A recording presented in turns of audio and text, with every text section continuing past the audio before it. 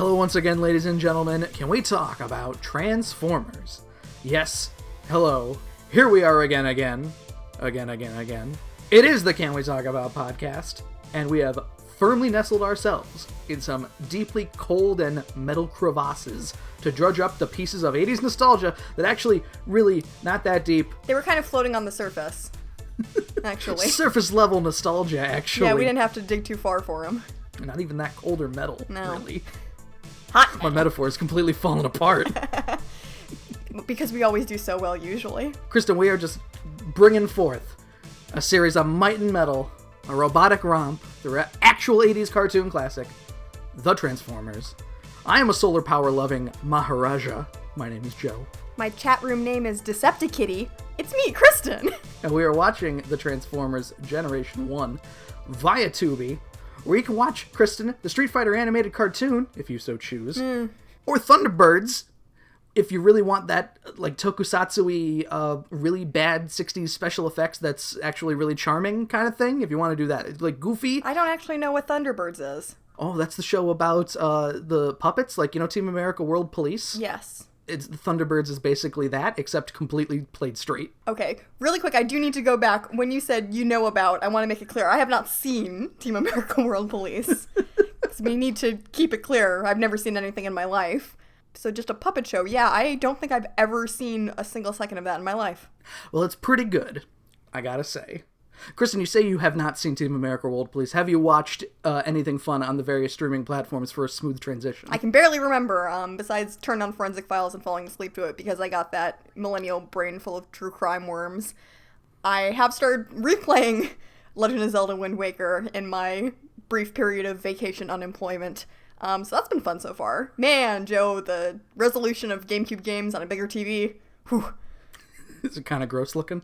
It really took a while for my eyes to get used to it. I had an interesting experience, Kristen, where I started watching, it was just one of those things where I was like, what Netflix series are there? Mindhunter? That is a new season coming soon? Fuck it, I'll watch some of Mindhunter. So I watched a little bit of that. I've heard that's good.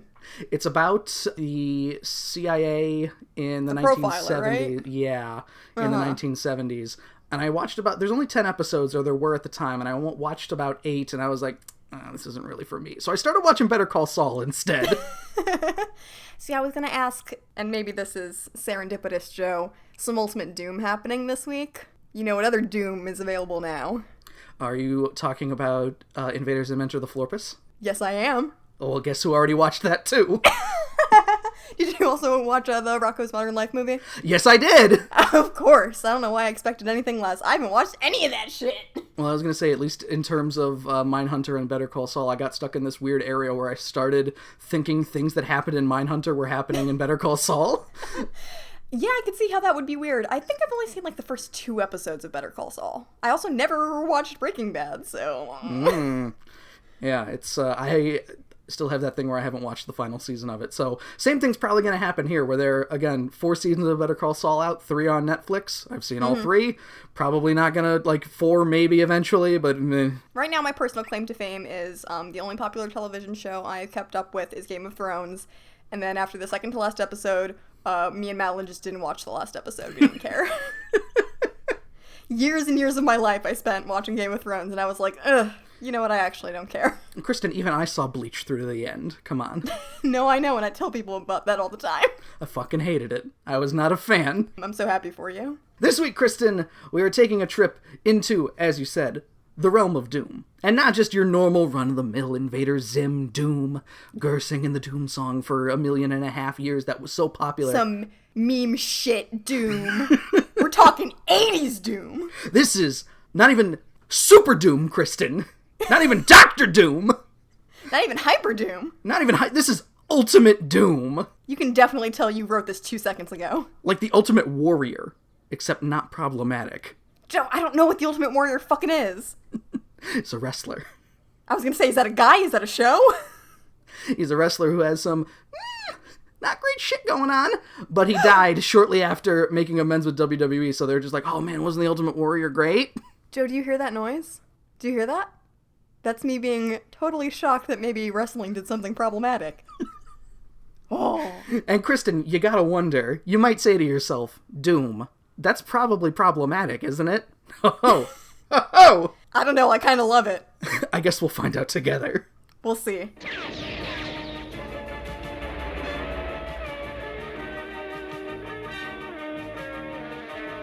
The Transformers, more than meets the eye.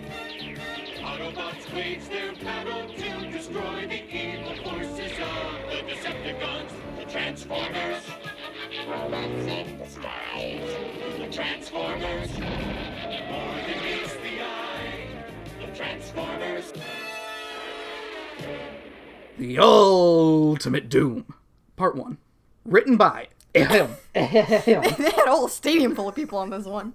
Dick Robbins, Bryce Malek, Douglas Booth, Larry Strauss, and teleplay by Larry Strauss as well. So, I'm assuming that's because it's 3 parts. I think that's probably why we're getting all these names so quickly. Part of me likes to think it's because they have, like, a certain quota of, like, plot per second per writer. Because, man, we get into it. Kristen, there aren't even 4 plot threads in this episode so far. I don't know how they got 4 writers on 2.5. I mean, by the end of the episode, how many plot threads would we say there are? 2? Dr. Arkeville and Megatron's plan to bring Cybertron to Earth. Maybe they threw in Bryce Malek wrote the Maharaja part at the beginning, maybe? Maybe he said that as a joke, and they were like, yeah, let's use that. And he was like, wait. Because we get right into it here. It's just like, off the Malabar coast of India. Suddenly we have a fucking narrator. Voiceover guy shows up every so often. It's still weird when it happens. It is, because it's not consistent. So No, he slips in for this part of the episode. Maybe we'll see him next episode. I don't know. We need some exposition very, very quickly, so call on the voiceover man. All right, Malabar coast of India. Maharaja built a solar plant. Got it? Okay. 3 seconds in. Tight. Good. Let's get to it. Do you know the little kids don't know what the Maharaja is? They barely know what India is.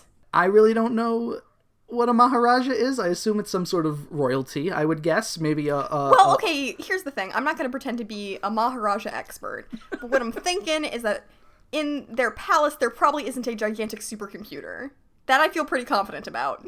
That makes Space Invaders noises. Maybe they have a Space Invaders cabinet. Sure. Huge computer. Big old Synergy's brother in there? I don't think so. Yo, I got 144 kilobytes of memory on this thing. Who wants to see me emulate Space Invaders? Oh, wow. God, the Maharaja's the coolest. Also, this Maharaja's got very red hair. He's a ginger Maharaja. Very common in India, of course. His ancestors came from Scotland. The energy panels on his screen or whatever, they're all going fine. They're just 300 energies per second or something like that. Yes, they very quickly glance over the actual increment of energy that they are getting, and you know what? Good, because if I looked at it for too long, I probably just would have puked on the floor. It starts draining rapidly here, Kristen, before the Seekers, the jets have even done anything here. They're just landing. The solar panels felt Decepticons coming, and they were like, no! Skywarp is the first to speak here, and he is colored like Thundercracker as he goes, I hear the Maharaja's having an open house! As in the side of your house is now open. Waboom! The Maharaja is scared, and that's just about all we see of him. We wipe to the Autobots as Kristen, bye! They activate hydrofoils, which is just water skis, kinda. Well, clearly, after they put so much effort into explaining how everyone got to Peru, we need to make sure we know how they're crossing oceans now. Wow, I thought they were cruising on momentum. Because obviously the wheels can't turn if there are water skis there instead. For a little bit, I did straight up think to myself, okay, they can just drive on water now. Fucking whatever. I don't care. Kristen, you do the toy thing when you're a kid. The wheels turn inwards and suddenly it's a hovercraft. Joe, I don't care! Jazz lets us know, Kristen, that Wheeljack, Crazy Man Wheeljack, inventor of the Dinobots, decided to scale it back a little bit, so now he's only making water skis. His acts of God are now turning into small miracles that Jesus would do. And Sunstreaker ain't having any small miracles, fuck that! These are gonna mess with my fucking paint job! Sunstreaker complains a lot in this episode. 3 times in 10 minutes, I noted. For me not knowing who the fuck he is to notice that, that's a lot. We're back with the Maharaja here. He gets scooped up by Skywarp, and Skywarp is like, anybody wanna play catch? I would like to think at least, Starscream is really thinking about it. That he's like, oh. I wish his line started with, yeah, no, we're not here for that. Good plan. Maybe another time. We gotta go, though. The Autobots arrive just in time to tether the Maharaj. They, whiplash him over to him. I believe I wrote they Gwen Stacy'd him at first, but that's not exactly how that happened. Yeah, maybe it's just my memory. And because this is hilarious, I'm not positive we see evidence that he survives this fight. But hey, maybe he'll come back with robot parts a few episodes later. I believe he does have a line that's him going, Optimus Prime! Yeah, that does happen, because I was like, how do you know that? Worldwide famous, Kristen, Was he one of the world's governments that was like, the Autobots are A-okay? Autobots, transform for action! Even though Optimus is already doesn't matter. Whatever. Somebody's got a fucking camera on their forehead because Megatron can just see the battle happening. They have one in the Maharaja's temple. Not temple, castle? Castle? Is that it? In the building! As we pull out here, Megatron has some dude with him, and... Joe, I want to explain my thought process here to you. Yes. Which is even better considering all the shit that happens in this episode. So for a little bit, as I'm seeing Megatron with a human man standing next to him, I'm thinking to myself, did they accidentally put Sparkplug in this thing? What's that guy doing there? Little did I know! Little did you know, Kristen, this is Dr. Arkaville, who has he looks like Dr. Emmett Brown, even though Back to the Future, I don't believe has come out yet, or at least when they were animating this, probably was not out. He's got a fucking metal... I would say he has a little bit of a Dr. Wily look going on. That too. Metal bald head, and a robot arm. Voiced by Casey Kasem, so my first note was he sounds like Evil Shaggy. So, Joe, I have a question. Yes. When I was first shown this man who had robot parts and white hair and a lab coat, my first thought was, oh, it's that man who died in that explosion, and roll for it. Oh, Dr. Alcazar, of course. Was that wrong? Alcazar, Arkaville, whatever. Basically the same thing. Why are they naming their doctors like that? I'm on the Transformers wiki. Dr. Alcazar. Let's see. Okay, no, he does look different. He is a man with white hair. But he has a kind of, lumberjack beard and mustache situation going on. Oh my god, Kristen, he's Dr. Light. Oh my god. He's not this guy at the very least. Yeah, okay. Man! I thought that was really cool. You thought that was a good idea? Like, Chip Chase betrayed Dr. Alcazar, so after he got hurt in an explosion and already had ties with Megatron, he's like, you know what? I'm just gonna do Decepticon shit now. Once again, I make the horrible mistake of giving this fucking show too much credit. And Kristen, Dr. Arkaville here, Evil Shaggy, he wants a guinea pig for Operation Guinea Pig. How appropriate. Let's do it. A switch is flipped, and the TV with the battle in India. This is boring. Let me see what Soundwave is up to. I'm gonna turn on the Soundwave channel. Soundwave just hanging out outside the Ark, just waiting, wilding out at the Ark. Just ready to go. MTV Spring Break at the Ark. Woo! Take your top off. And he does, and Rumble comes out. No, he takes his top out, Joe. Which is way grosser. And a little man pops out. And then a little kitty pops out. And then a little bird pops out. You got a whole menagerie in there. This bikini slut's full of animals. So basically the plan is, Kristen, Megatron needed to get the Autobots away from the Ark, even though 4 go to India. So there's still about 25 Autobots at the base. They're doing kind of a truncated divide and conquer, which just involves Soundwave being like, Rumble, go. And then it counts to 15. And then he's like, okay, Ravage, go. He doesn't say, okay, Laserbeak, go. And man, do they nail this plan. Teletran, later in the episode, Kristen, when there are Decepticons on the premises, starts firing off fucking fire extinguisher foam everywhere. That wasn't actually Teletran, wasn't it? Kid Genius, Spike, Hard Hat, deciding that by just punching Teletran a little bit with some big metal spanner, he can make it think that there's a fire. I don't know what really happened there, and we'll get to that. All I'm saying is, Kristen, Rumble just walked in. Here's the thing, yes. What I thought you were going to say is, Teletran 100% should have been on now. Yes. Because later, Sparkplug turned Teletran off, and that's how the Decepticons get in. Exactly, yes. So, how many writers on this episode? And nobody thought, wait a minute, shouldn't there be an alarm? Nope. We don't have time for that!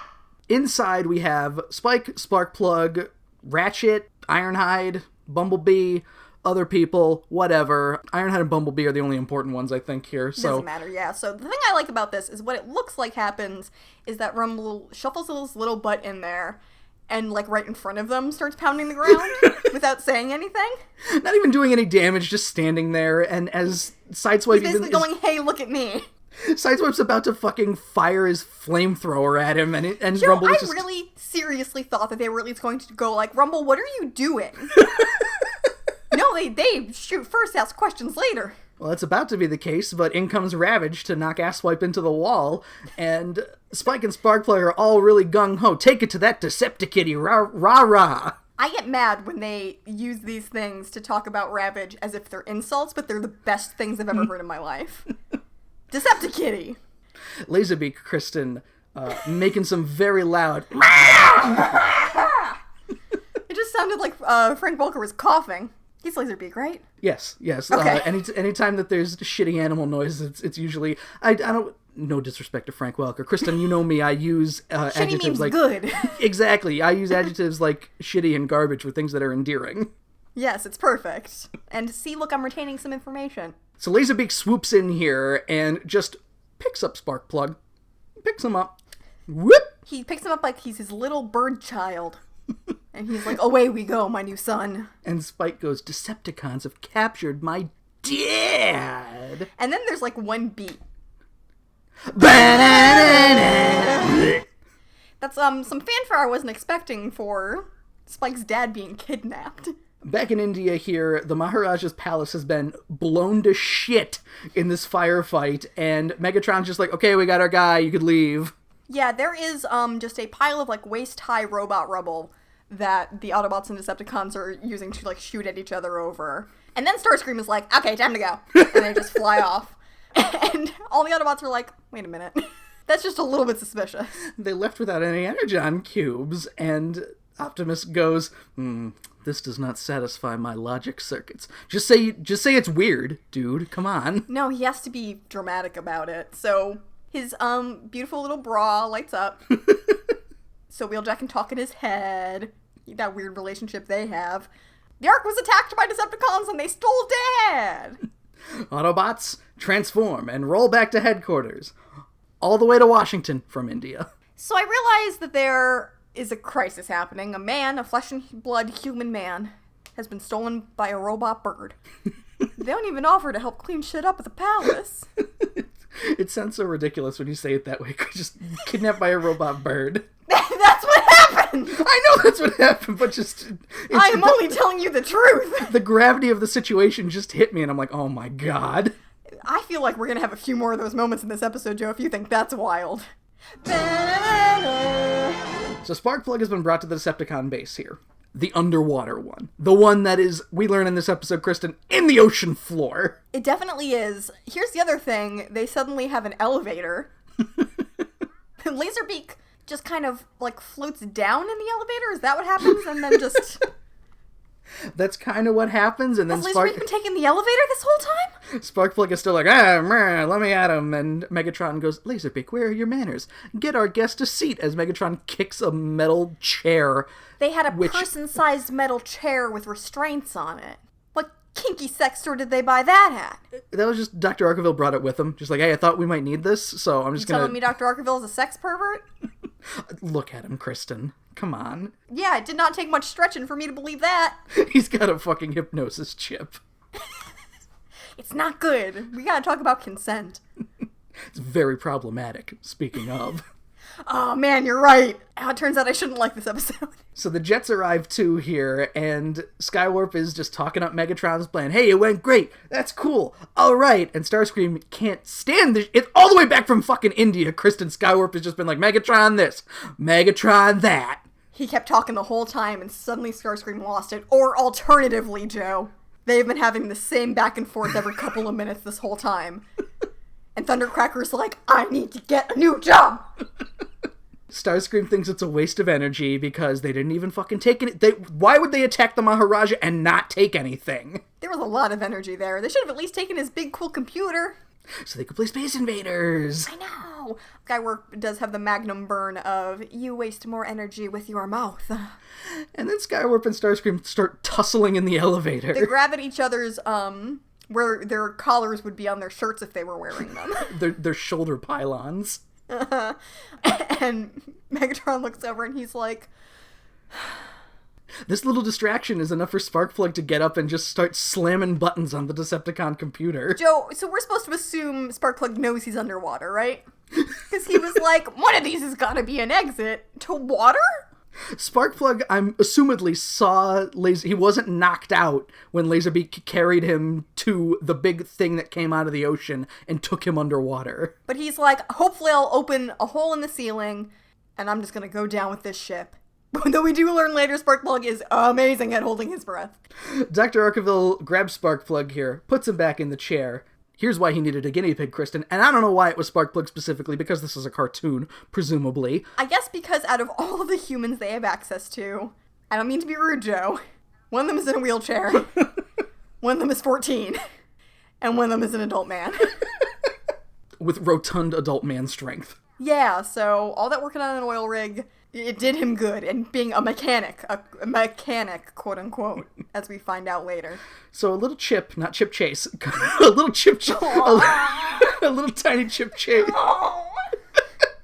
a little soft figurine of Chip Chase comes out of Dr. Arkeville's arm here, and don't use that little man for evil. And he just sticks it behind his ear like every good mind control device ever, and it just disappears immediately after, so fun. What I thought happened is he, like, took an SD card and just kind of found a flap of skin to put it under.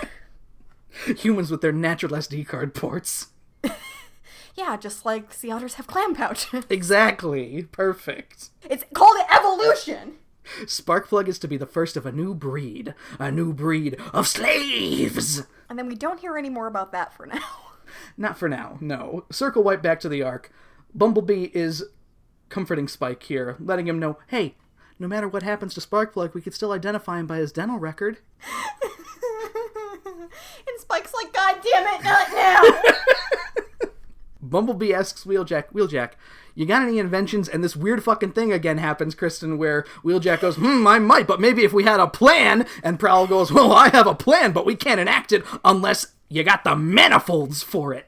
I hope your ass is hard enough for my plan that I just came up with that hopefully, Wheeljack, you could use some inventions towards. They're kind of going through the planning phase of this plan backwards. Cast iron manifold. You got the balls for this plan. Optimus says, yeah, I got balls! Transform and roll out! And he's got truck nuts now. No. Aw, man, you know something like that exists somewhere. A transformer with truck nuts? Or just straight up Optimus Prime, a lovingly rendered pair of truck nuts on him. Kristen, there's a terrible moment in the second Transformers movie where Optimus has truck nuts? No, where Devastator, a combination of all the construction vehicles, whom we will see before the end of the first season here, the movie version of that. Oh, he has weird metal nuts. John Turturro it's got wrecking ball balls for some reason, and I've seen this. Is he the same one that also pisses on a man? Bumblebee pisses on John Turturro in the first movie, Kristen. Man, John Turturro has some rotten fucking luck. But boy, the payday must be good. With all those explosions, it better be. So, Joe, you know what was very exciting for me? Yes. Hey, Shockwave's back. Hey, he's here, banana. Hey, man, Shockwave. Kristen, at the beginning of the shot, something weird happens, where Megatron's just kind of floating down in the frame, which is assumedly an animation error, but he's just kind of... sure he's not just really slowly laying down to take a nap while he's talking? He's staying static in a static position. He's just floating downward. Yeah, it's called being a robot, Joe. So, Kristen, there's a new space bridge that is going to transport some very, very, very large cargo. And this started sounding familiar, and I was like, oh shit, this is probably going to be the climax of like the second, or like the end of segment 1 in the third episode. No, they're doing this episode. Joe, I thought I understood what the space bridge was. I don't think I do anymore. Well, considering... Joe, I am willing to listen if you can come up with anything. Because this seems like 3 tractor beams grabbed Cybertron and pulled it to Earth. Maybe, kind of. I think it's something along the lines of there were pylons on Cybertron too, And They didn't show us those. no, Shockwave was in charge of them, and there's no opposition to him activating them, so there was no drama to it. It was just like, beep, boop, boop, we're good. According to Optimus, maybe there should have been. Apparently he's still got buddies up there, but they don't really feel like doing anything until their planet gets sucked out of the fucking sky. Now, Kristen, this big transportation, which we learn later is the entire planet of Cybertron, will use the remainder of their energy, and Dr. Arkeville is listening in on this, and he's like, hey, what was that about? That sounded interesting. Megatron says none of your fucking business. Oh, wait. He's like, oh, that information is on a need-to-know basis. And you don't need to know. And then he goes, zing! Dr. Arkeville has been promised Earth. Look, you can have Earth when we're done with it. When we're done with it! That sounds a little bit suspicious, but we let Dr. Arkeville try and fail on his own. But hey, Dr. Arkeville, time to test that chip of yours. Don't worry about what we were just doing a second ago. Hypno chip! Yeah! So, it's a weird mind control chip. Does not work exactly the same way that I thought it would. We'll get into that. So, it gets turned on, Sparkplug is none too happy, and then a weird closet, the Bender's apartment from Futurama, opens up, and real doll Optimus Prime is in there. Real doll is a much better way to explain it, because I had Optimus statue, question mark, question mark. I'm sorry, what else do we think Megatron's doing with it? Oh, baby. Oh, baby, baby. The Jets are shocked, and Skywarp speaks in a voice that sounds like none of the Jets, saying, Optimus Prime, prepare to attack. Yeah, I forgot to tell you, that was me. I did that line. And Megatron reveals that, just like Camelot, Kristen, it's only a model. Don't worry about it. So who made this? Megatron must have, right? Kristen, I forget if it was off podcast, I did reveal to you that there is an episode in season 2 where they do make a clone of Optimus Prime, so I maybe think you did say that off podcast, and I am still so excited about it. So maybe that's, we'll just say the prototype version of that for now. And sometimes when no one's looking, Megatron kisses it, okay? Let's not make a big deal out of it. Dr. Arkeville activates his chip by saying, Sparkplug, deal with him. Into one of the microphones that came with the GameCube that you could play Mario Party with. Into the Hey You Pikachu microphone. Yeah, it was plugged onto the back of a N64 controller. Weird. Joe, for mind control, how do I say this? Don't you have to be specific? Yeah, that's kind of what I was thinking. Deal with him is a pretty non-specific way of giving an order. And we see that several times. Dr. Arkeville just saying whatever, and Sparkplug interpreting it incorrectly sometimes, but interpreting it nonetheless. He's the one that gets upset.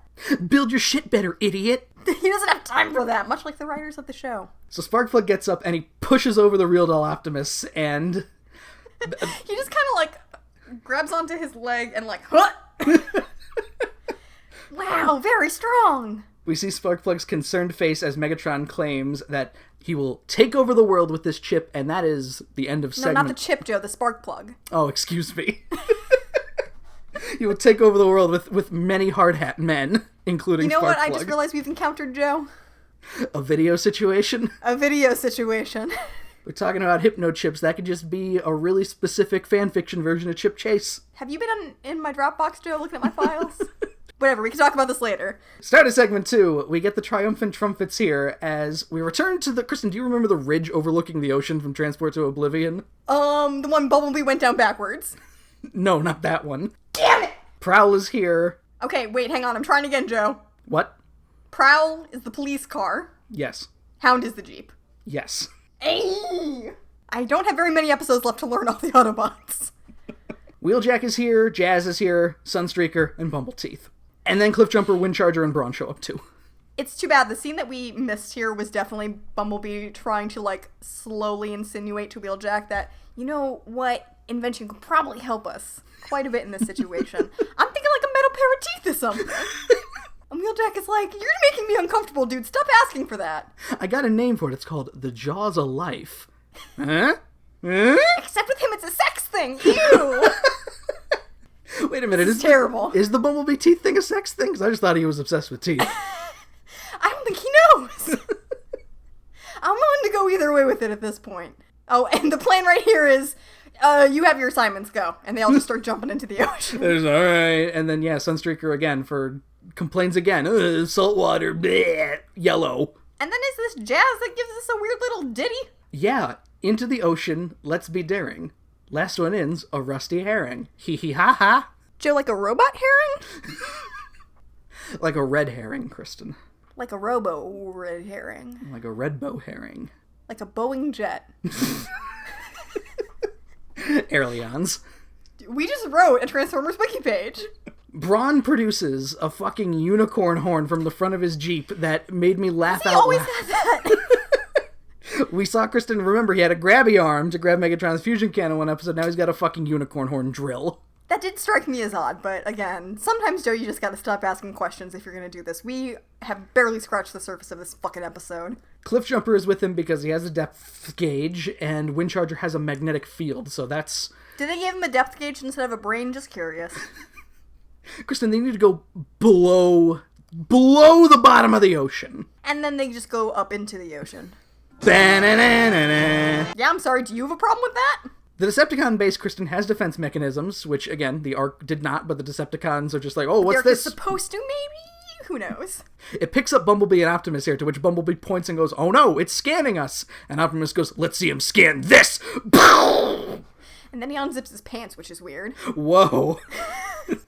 Am I wrong in thinking that we were supposed to see this from the camera scanner's view? Yes, I believe so. So when Optimus shoots it, it very clearly does not go on the scanner, it goes beneath it. Yes. Like he shot at its little toes, not at its face. Correct. In perspective. I'm just making sure that I noticed that correctly. I mean, I think when it came out, it was like kind of like a radio antenna with a camera on the top of it, so he was shooting for the weakest part. Obviously, the red glowing part. Also, I guess that the Autobots just know where the underwater base is, I guess. They've known this whole time. Why haven't they just been like, you know what? Lock and load. Let's take care of this little fucking problem we have. We outnumber the Decepticons 8-1. We should probably do something about that. Let's just get the Dinobots in there. Me Grimlock, no good swim. Megatron appears at this point, his fusion cannon messing up all the Autobots, but somehow Sunstreaker manages to get behind Megatron and calls him Mega Duck. Are you sure? I don't remember that part. He then fires a torpedo from his hand, so thank goodness they have torpedoes. I think we just need to get through this. Back to Braun and Cliffjumper. They are now below the ocean floor, and we cut back, Kristen, underwater robot fight. Yeah, Megatron just walking around using all of his evil Decepticon energy to stick his little footsies to the ocean floor. Everyone is shaded blue underwater, so all the jets look exactly the same. I noticed that too. So Thundercracker shoots a missile. Bumblebee does a whole weird little do-si-do with it. And then he says, Thundercracker. And I'm like, how do you know? He's gonna be like, I'm Skywarp, you racist. It's me, Starscream. Come on, don't you recognize my incredibly handsome voice? And he gets him right in the teeth with the missile. We have to stop at the teeth.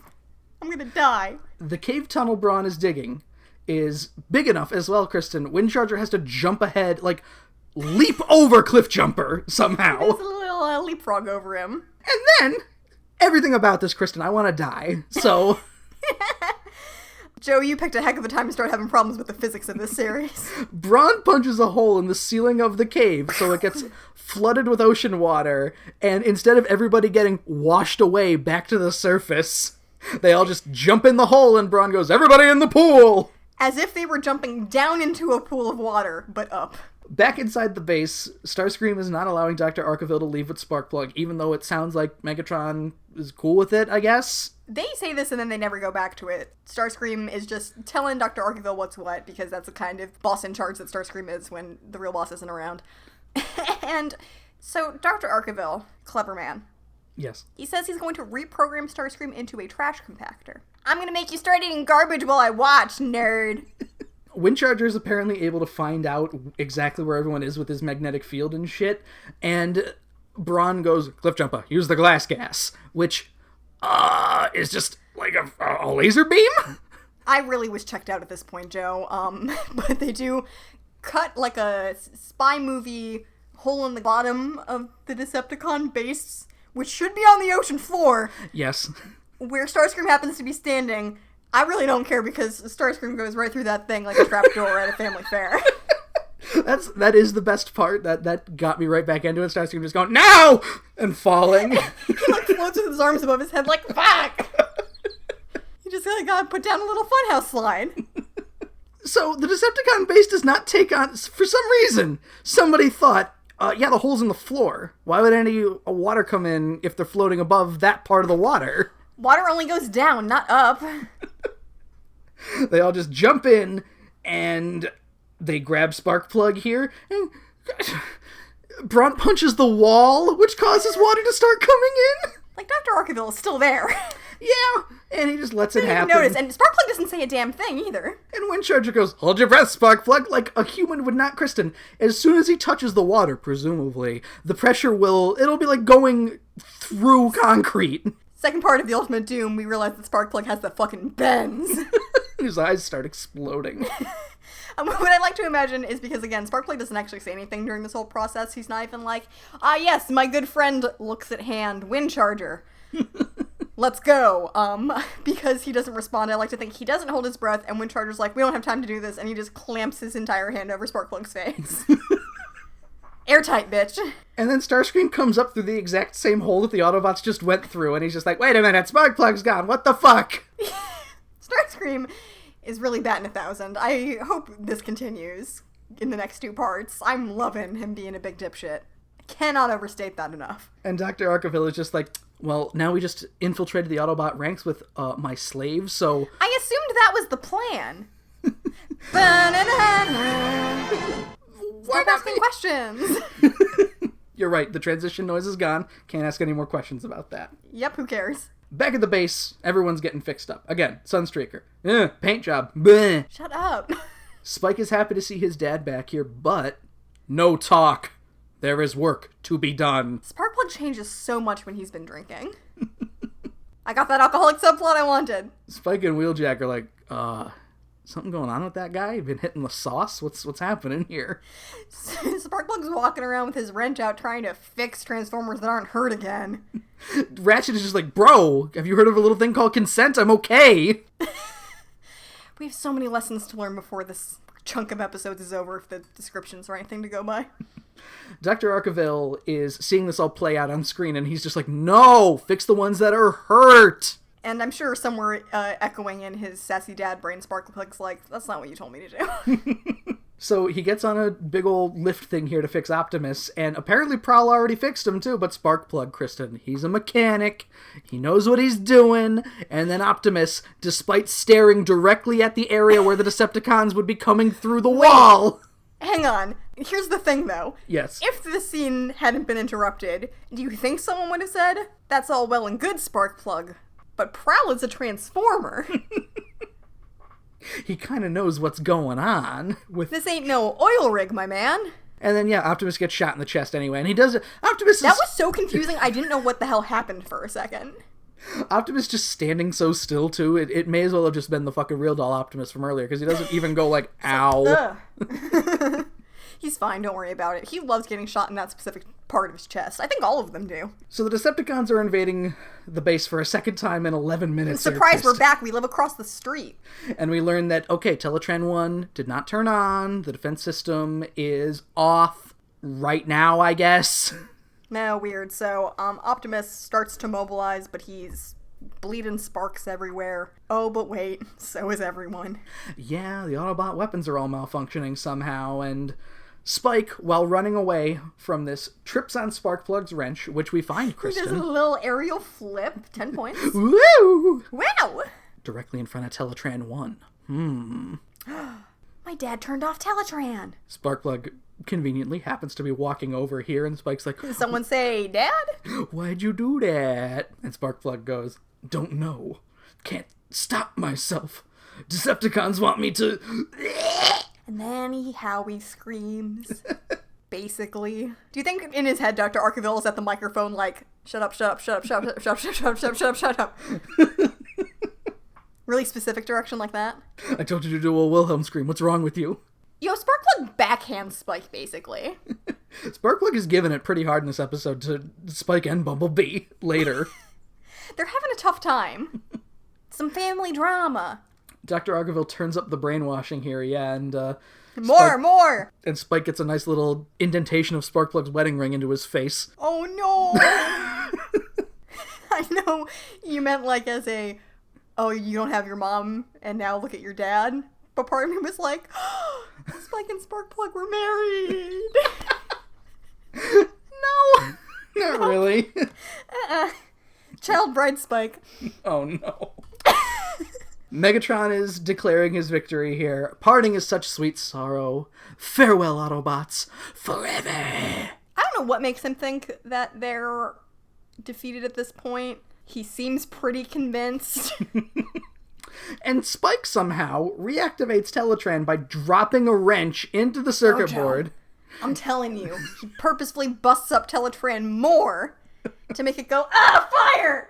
Yeah, some fire extinguisher foam fires all over the Decepticons here. And for some reason, this is enough for Megatron to be like, oh, we gotta leave. We gotta get out of here now, actually. He says that it will eventually disable their circuits. Permanently, presumably? The Autobots are still in there. Yeah, they probably got some on them too, maybe? Unless it's special anti-Decepticon foam, Kristen, which you really can't. That might be a thing. That is the only logical explanation, because otherwise we're gonna have to, like, tango with the fact that they use fire extinguishing method that hurts them. And then Kristen, as Thundercracker, is just like, well, why don't we just bash him? He turns into Skywarp mid-shot. Like, he starts with Thundercracker colors and just ends his line as Skywarp. Joe, I think a lot now these days about what's going on in animation companies. Because we were talking about Invader Zim earlier, I gotta bring up, I did see on Twitter, someone posting a clip from an episode of Invader Zim, where apparently on the commentary for that episode, they mentioned there was a policeman in the shot who kind of walks, like, by the camera, basically, and they're like, ooh, the scale here is not really good, we gotta send this back to Korea so they can fix it for us. And then when they sent it back, the man was even bigger than he was before. I remember that. So they just kept it and added in noises of him going, burm, burm, burm, burm. I love that. That's great. It was that and one of the episodes where Dib and Zim are screaming at each other from across the street. There were supposed to be cars there, but they didn't put any cars in, so they just kept the noises of the cars in and had them scream at each other over an empty street. Little stuff like that. That's wonderful. It's great. You know, we all have that embarrassing part of our lives that we don't want to think about too much that happens to coincide when we liked Invader Zim, but man, it's making me remember it a little bit fondly. Those commentaries were all very good. Those commentaries, the Strong Bad Email commentaries, and the Kung Pao. And the Kung Pao commentary were the big three. Absolutely. Weirdly formative when it comes to our comedy style. So the Decepticons all run away here, and Sparkplug grabs onto Spike's shoulder and is like, come, join me, and rule. In what capacity? He doesn't have the authority to say that. He's the new temp. Dad, come on. Yeah, Spike is like, I don't really want to do evil. Which Sparkplug does not take well. When next we meet, we are enemies, he says with a glass of brandy as he runs away. Yeah, at some point did Sparkplug, like, was he sneaking away to do, like, Shakespeare in public theater or something? End of segment 2, we stay on Spike, who looks so sad as Sparkplug runs away. Dad! Start of segment 3, the Decepticons are all coordinating the giant pieces of the giant space bridge, the pylons. Who knows when they built those? They just were. It's not like they're huge or anything, so we shouldn't worry about it. We learn at this point, yes, the cargo that Megatron was referring to was Cybertron, and Dr. Arkeville is like, whoa, wait a minute. Hang on, I need to suddenly introduce some understanding of how physics work to this. You're gonna put a planet in our atmosphere. Megatron's like, yeah, it's gonna be cool. The gravity of your planet is gonna fuck up the Earth. It's gonna cause chaos. Megatron's like, yeah, and we're gonna use all of that to make a lot of energy. Joe, what part of Earth do you think that Megatron is so attached to that he's like, let's just bring Cybertron here? Think he got really big into, like, Jimmy Buffett or something? Are you saying that instead they should have brought Earth to Cybertron?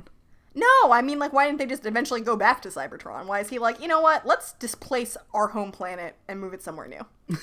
Because presumably once they get all the energy from Earth, they can displace Cybertron again, maybe? I don't know. I think he's just a big parrot head. Wasting away again in Cybertronia. There you go. And all this energy, Kristen, is going to be collected by the hypnochip slaves, of course, which, maybe, I don't know, Dr. Arkeville would be like, no?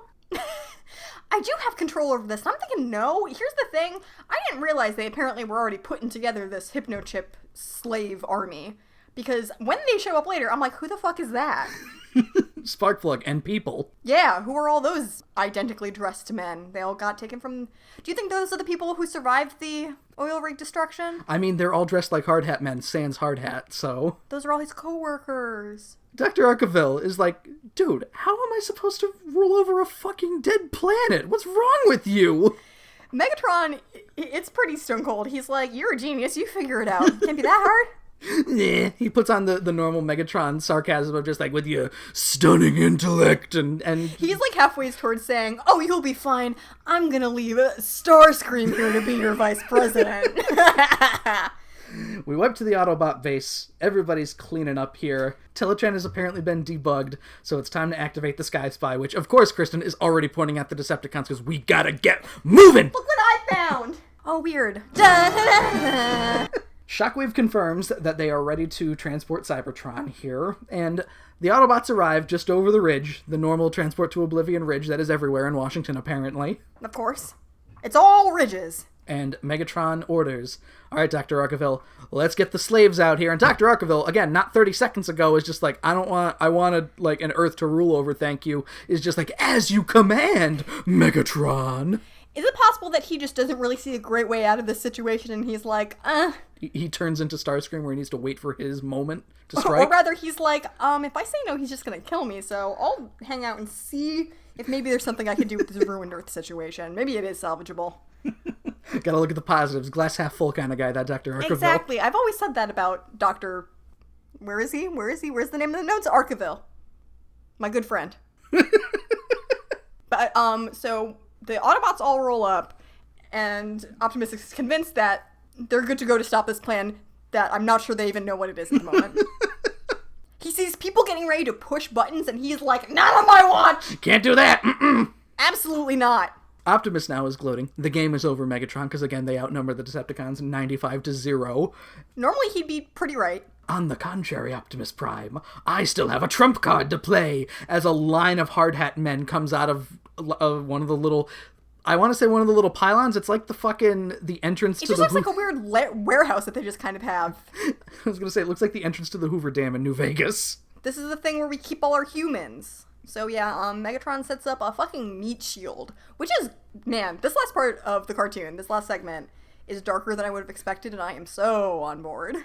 They're about shin high, too, so of course Optimus has to go, much like with Skyfire. Humans are in a very small area, but if Optimus is like, whoa, wait a minute, we're such bad shots. Our aim is not good enough to shoot over them. We're only going to hit them, so let's just cease fire for now, please. Let's hang on for a minute. Megatron does not give a shit. And just starts shooting over them humans. And he starts running away here, too. Optimus gives chase and runs directly through the line of humans, by the way, but his frame just kind of clips through them, so they're fine. Punted one straight into that ravine. Spike is here, too, because of course he has to be here for the big battle, as Dr. Arkaville says, slaves, attack the Autobots! He needs to be there to kiss his dad awake. So, Kristen, scores of hard hat men in yellow boots pick up sticks and stones, and they try to break the bones of the Autobots, because as we all know, words can never hurt them. So here's the thing, Joe. You say scores of hard hat men, but I think you mean is the same guy pasted over and over and over. One design of human being plus Sparkplug all run after the Autobots and start sticking, stoning, and breaking their boning. I mean, if we're already talking about this episode being problematic, not a very diverse workforce. Someone's got to talk to the governor of Washington about that one. Yeah, we need some kind of, retroactive hiring program. This is a problem. This is not okay. What year is it? 1985? 1984? Yeah, 2019, so that's not okay. Most of the Autobots, Kristen, are taking, shin and knee damage from these things here. But of course, Sparkplug just runs up on Bumblebee, and Bumblebee is small enough that Sparkplug is able to hit Bumblebee directly in the teeth. Joe, I'm gonna quit this podcast if you can't reel in all your teeth mentions. Bumblebee doesn't even fight back, either. He's just like... He's like, eh! Spike, please! I'm getting hit! Dad, the Autobots are our friends! So, apparently this hypnosis is not even that great. Until it gets bumped up a few more levels, I guess, because Sparkplug's like, yeah, Autobots, friends? And then he's just like, oh, Spike, where am I? Oh, I'm glad you're all right now, Dad. Ha ha ha. Ha ha ha. Oh, we're fine. Dr. Arkaville is like, yeah, I don't fucking think so. Turn it up! And Sparkplug says, I'm not your dad anymore. Optimus is your dad now. Goodbye. Hope you like spending time with your new dad. I'm gonna go meet my new son, Chip Chase. I was gonna say Megatron. They all gather around, and it's just like, well, Dad, are you gonna take us bowling today? Oh, I don't know, son. Did you bring Cybertron into Earth's atmosphere? I did. I gotta activate one more pylon, and then just finish your homework, Megatron. Then we can We're go never bowling. gonna play a catch at this point. Transition. To what? Shockwave saying, all right, time for the final countdown. Didn't mean to do that. Time for the final countdown. It is by the grace of God alone that I didn't start doing that at immediately the same time as you, Joe. I bit it, I swallowed it down, I didn't let it out. So Europe starts playing the final countdown as Shockwave is like, make sure all the pylons are turned on, because if they're not, we're going to send Cybertron hurtling into oblivion. I think my favorite part of the Transformers cartoon so far is that Shockwave invents that band. As Cybertron comes into Earth's atmosphere, the band Europe flies off it and hits the surface. They also come too? It's very strange. And they hit the surface of the Earth, yes. In Europe, as a matter of fact. Yeah, they don't talk about it a lot, but Shockwave wrote most of their songs, I think. All their classics. The final countdown. We built this city on rock and roll. That's another song that Shockwave wrote. Oh, that devious bastard. He's got his hands in all sorts of pots. He's also responsible for Starship, that motherfucker. Very classic, that big purple gun man. I want to see him shredding a guitar. He's only got one hand, Kristen. He does? What? His other hand is a gun hand. He plays with his teeth, Joe. Oh my, he doesn't have teeth. He plays with his snoot. He's got a Cyclops eye. He doesn't have a nose. I thought he did. He's got a little fucking tiny eye, and that's it. He plays with a spike on top of his head. He's got 2 spikes. He plays with both of them. Do you know what Shockwave looks like, Kristen? He has one eye. I think we skimmed over it a little bit as I was talking about Shockwave's illustrious rock career. But he does say, very late in the game here, all 3 of the energy pylons need to be turned on, or Cybertron's just going to get slingshotted off into, I don't know, whatever world Star Wars is in. And Shockwave is cool with this, by the way. He's just like, you know what? I'm cool with the planet just being careened off into the middle of fucking nowhere on a whim. Just, if it doesn't work out. He doesn't even say, like, so please don't hurtle me into a sun. Sparkplug turns on one of the dormant pylons here. Thundercracker turning on the second. And there is a silent movie sequence where Optimus and Megatron have a little bit of a wrestle trying to get to the last one. This is the first time, Kristen. Normally, in the moments of silence, I see them as reprieves where I can write notes. Mm-hmm. So a lot of times when you're just like, nothing happened here, there was no talking.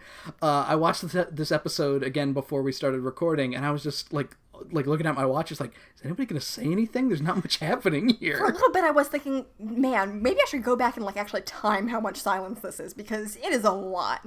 It's now also a bad time to point out that Megatron can fly. It's a cartoon. Yeah! He should be able to fly. Optimus struggles to keep Megatron from turning on the 3rd pylon, and Megatron... I guess it's part of a whole weird mindfuck gambit that Megatron actually wants to do, which I love, by the way. This is great, but yeah, he didn't need to fight Optimus for 2.5 minutes before going, oh no, Optimus, I think you'll turn on that pylon. Straight up, this was so devious, I didn't even understand what the hell he was saying for a second. And Optimus also didn't. He says, as the Earthlings would say, fat chance, fat head. Ah, yes, that classic 80s phrase. I said that to you right before we started recording. So Megatron's plan is, okay, Optimus, you don't want to turn it on? That's fine. Then Cybertron's going to be destroyed. Optimus, okay, he doesn't ask for any kind of proof or verification, but it is true, so I'll give him a pass on that. And he immediately stops and is just like, whoa, destroyed, wait a minute. There are a bunch of Transformers there still. My wife and kids. My girlfriend. Oh no. Oh yeah, that's right. Optimus does have a girlfriend. Optimus just walks over to the thing and makes some, like... He doesn't think about it that long. He does make some grunty, like, oh. He doesn't even, out loud go, but what will happen to the humans? What will happen to Earth? What will happen to their resources? What will happen to the plant life? Nope, just you win. Beep. So that's awesome. I love that happened. Cybertron is transported into the Earth's atmosphere, and we get another extended silence sequence here as there's gale force winds ripping all over. Prowl and Starscream stop fighting each other. They're like, what the fuck? As Cybertron is pulled into the atmosphere here. Megatron is watching. He's loving it. It's glorious. This is only the beginning. I've won. I have a question that maybe now is not a great time to ask, but it is about scale. How big is Cybertron compared to Earth? Honestly, Cybertron looks smaller than the moon when it shows up. It does, and I understand. I know little enough about science to believe that still introducing that into the atmosphere could fuck with Earth. Yes. The moon controls our tides, sure. I thought Cybertron was big. I mean, they are all huge robots. That's true. It should be at least Earth size, don't you think? I mean, we learned in the Transformers movie that Cybertron does have a few moons, so maybe that's where they're kind of colonized on them and extended universe things and things like that. They just leave all those moon behind? Where are they going now? Where are they rotating around? Oh no, they're off in space. Woo! They start flying off. Woo! Goodbye! Hot Rod's like, what the fuck? That's why it takes him so long to get to Earth. Oh, and as Megatron proclaims his victory, of course, Kristen, if you don't mind doing the Megatron laugh. Yeah, thereabouts, pretty much. Yeah, something like that. The episode ends with Optimus saying, "Have I saved Cybertron only to destroy the Earth?" I like that we don't get Spike's opinion on any of this, as the guy who was born and lives there. I mean, I guess we'll see that in the next episode here, because there's a little bit of a preview, but we'll talk about that a little later. Kristen, that was part 1 of The Ultimate Doom, and it crammed a lot of shit into 20 minutes. Joe, I liked this episode. It was just stupid enough. I hope it keeps up the momentum. I hope so, too. There weren't any 3-parters in Gem, so actually, no, the Starbrights were 3 parts. Yeah, they were. That was the only one, though. No, yeah, you're right. Let me tell you, I feel like the stakes here are slightly, not much, but slightly higher than Starbright. I mean, like I said, this is something that I thought was going to be at the end of part 2 or the beginning of part 3, them bringing Cybertron into the atmosphere. So I totally forgot until I even, bothered looking at, the upcoming episodes. I just kind of assumed that this 3-part was the end of the first season, but no, we got more shit after this, too. No, yeah, it seems weird that this isn't the end of the season, especially when the next 3 episodes, I think, introduce new characters, too, so maybe that's why that they weren't... some toys in there at the last minute, of course. This really seems more like the end of a season type of arc to me, so I don't know how that'll paint my perception of the actual last episodes of the season, but I'm enjoying this so far. Kristen, do you think Dr. Arkeville is going to continue being stupid-ass idiot crony, or is he going to grow a pair of cast iron manifolds, as it were, and Gross. find a way to stop Megatron's plan in parts 2 or 3? I don't know. My only prediction is that after these groups of episodes, we're not going to see his ass ever again. Nope. I don't think so, anyway. I'm a genius, Joe. See? There's no Anthony Julians or Vivian Montgomerys that we can see coming back again. Shockwave is our Anthony Julian, Kristen. So I guess Skyfire is the Countess? Chip Chase's Video. I'm okay with that, but I like Chip so much better. Chip is a much better character than Video, and we've seen Chip... And ravages his Clash. Now's the point in the evening where we'll list off all of the fun contact things where you can find us. You can follow us on the Twitter machine at cwtapod. You can follow me at Octopus, which is AWKTAPUS. You can follow me on Twitter at FunnyGirlTM, like trademark. You can find us on the Apple Podcasts, the SoundCloud, the Stitcher Radio, even on the YouTube. Leave a rating, give a review, do whatever you feel like. You can also drop us a line, cwtapod@gmail.com, where you can tell us all about your army of hard hat men and the best way to avoid water getting into your base when you're on the ocean floor, which, Kristen, I feel like we skimmed over that a little bit. What the fuck? Joe, it's a cartoon. What can I say? And check out my new podcast solo project, ASMR Relationships, the podcast equivalent of listening to gossip that has nothing to do with you. That is at Reddit Gossip on Twitter, and you can find a link to it in the episode notes. Please give it a listen. I need some reviews still. I'm hungry for them. Yeah. Next time, Kristen, part 2 of The Ultimate Doom, of course. The preview at the end of the episode tells us there's going to be natural disasters, and... The Dinobots are going to get involved, which is nice that they're showing up in episodes not named Dinobots. They remember they exist. Do you think in an empty room back on the Ark, Skyfire's just sitting in a room in the fetal position like, if they need a plane, I guess they'll let me know. Well, Kristen, Spike is going to hitch a ride to Cybertron on Laserbeak, I think, from the episode preview. Wow! So it sounds like troubled waters ahead. All I got to say, Kristen, for the Can We Talk About podcast, my name is Joe. I'm Kristen. And join us next time for the middle section of this 3-part extravaganza. Checks in the mail.